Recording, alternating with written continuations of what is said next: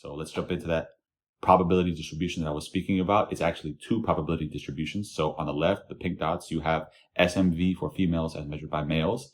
And on the right, the blue dots, you have SMV for males as measured by females. So let me break that down. Well, first of all, let me say that SMV is sexual market value.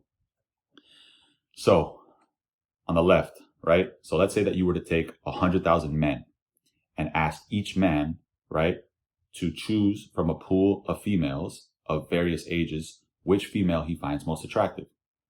So the data suggests that he will most likely choose a female between the ages of 20 and 22. On the flip side, right, the blue dot on the right, let's say that you have 100,000 females and you ask each woman to choose from a pool of males which male they find most attractive.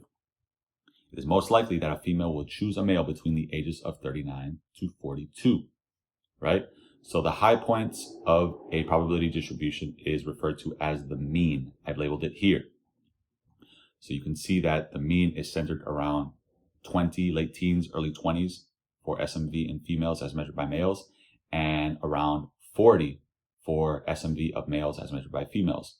The next thing that you look at when you're looking at a probability distribution is something called the standard deviation. The standard deviation tells you how far away from the mean you'll find values.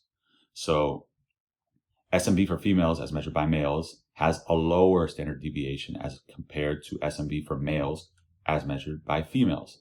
So the higher the standard deviation is, the flatter or more spread out the probability distribution will be.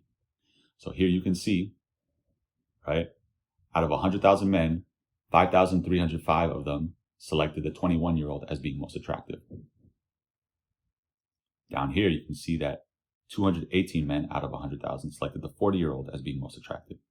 And it tapers off, right? Likewise, you'll see here,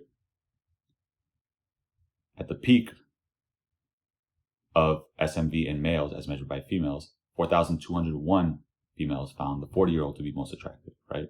And so that's how you can read this chart. So the standard deviation is lower for females. That means that there is a more narrow range of ages that women are intersexually viable at, right? So intersexually, males have a more stretched out peak, but the peak for females is higher, meaning that the most attractive female is more attractive than the most attractive male. But the most attractive male maintains his peak for 30% longer on average, or on a balance of probabilities, as compared to an average female. The next thing to notice is this thing called the skew. So for reference, in the background, I have put a normal distribution, right, for reference. A normal distribution means it's perfectly symmetrical around the mean point, meaning that there is no preference for either way. But you can see here that SMV for females as measured by males is skewed left, it's skewed down, it's skewed negative, meaning that on a balance of probabilities, a man is going to prefer a younger female. On the flip side, you can see that the SMV for males as measured by females is skewed up, it's skewed positive, it's skewed to the right, meaning on a balance of probabilities, a female prefers an older man. So that's the gist, the 101 of what you look at when you're looking at a probability distribution.